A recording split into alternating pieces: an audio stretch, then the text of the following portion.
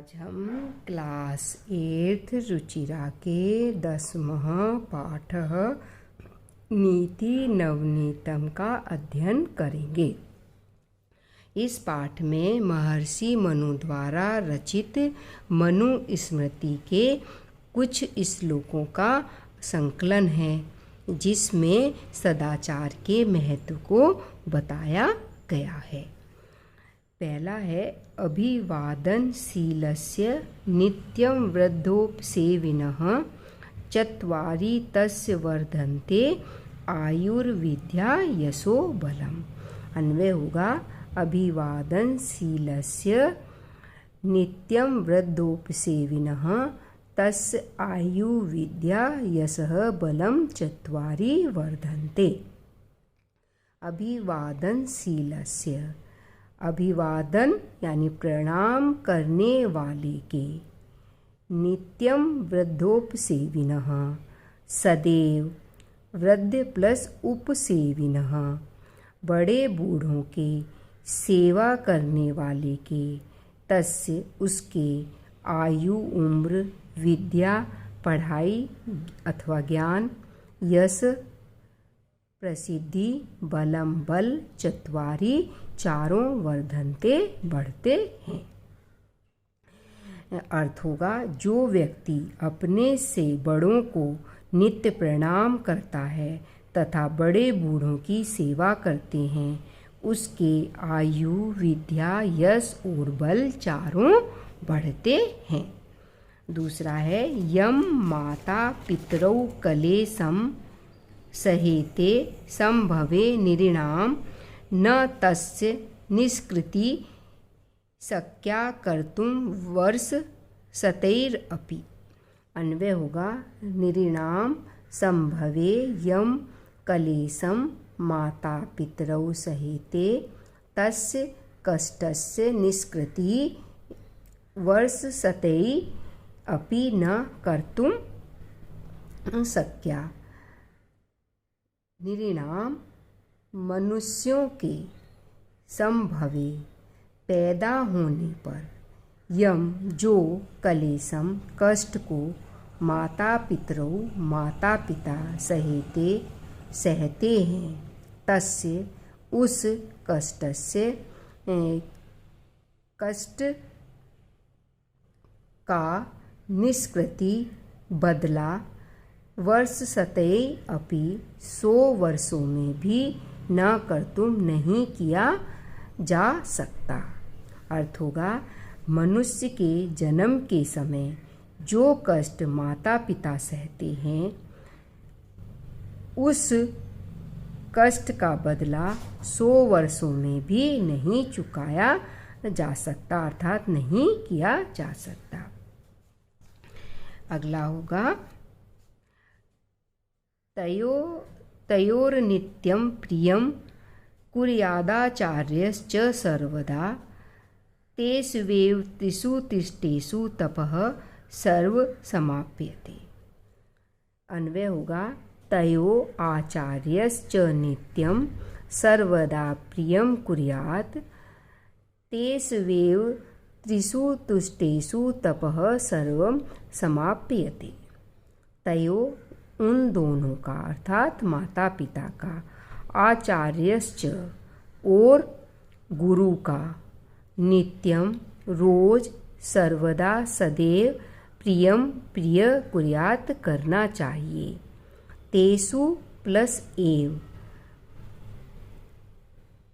तेषु प्लस एव उनमें ही, त्रिषु तीनों में, तुष्टेषु संतुष्ट होने पर, सर्वम तपः सारे तप समाप्यते समाप्त हो जाते हैं। अर्थ होगा उन दोनों के, अर्थात माता पिता के और गुरु के रोज हमेशा प्रिय करना चाहिए। उन तीनों के यानी माता पिता और गुरु के संतुष्ट होने पर हमारे सारी तपस्याएं समाप्त हो जाती हैं। अगला है सर्व परवशम दुखम सर्वम आत्मवशम सुखम एतत् विद्यात् समासेन लक्षणम सुख दुःखयोः। अन्वय होगा सर्वम परवशम दुःखम सर्वम आत्मवशम सुखम एतत् सुख दुःखयो लक्षणम समासेन विद्यात्। सर्वम सब कुछ, परवशम दूसरे के नियंत्रण में, दुखम दुख है, सर्वम सब कुछ, आत्मवशम अपने नियंत्रण में, सुखम सुख है। अर्थात सब कुछ दूसरे के वश में है तो वो दुख है, और सब कुछ अपने वश में है वो सुख है। एतत् यह सुख दुःखयो सुख दुख का लक्षणम लक्षण समासेन संक्षेप में विद्यातः जान लेना चाहिए। अर्थ होगा सब कुछ अपने वश में होना सुख है और सब कुछ दूसरे के वश में होना दुख है। हमें संक्षेप में सुख दुख का यही लक्षण जानना चाहिए। अगला है यत् कर्म कुर्वतो अस्य स्यात् परितोषो अंतरात्मनः तत् प्रयत्नेन कुर्वीत विपरीतम तु वर्जेत। अन्वय होगा यत् कर्म कुर्वतः अस्य अंतरात्मनः परितोषो स्यात् तत् कार्यं प्रयत्नेन कुर्वीतः विपरीतम तु वर्जयेत। यत् जो कर्म कार्य कुर्वतः करते हुए अस्य इस अंतरात्मनः अंतरात्मा का संतुष्ट परितोषो संतुष्ट स्यात् हो तत् कार्यम उस कार्य को प्रयत्नपूर्वक कुर्वीत करना चाहिए।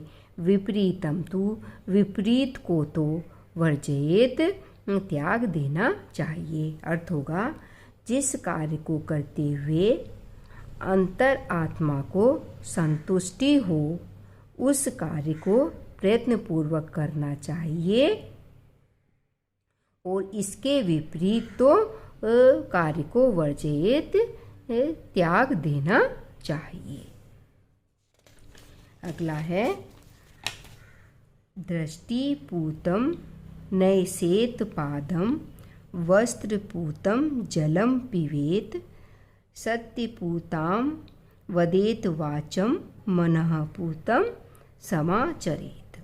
अन्वय है दृष्टिपूतम पादम नैसेत वस्त्रपूतम जलम पिबेत सत्यपूताम वाचम वदेत मनःपूतम समाचरेत।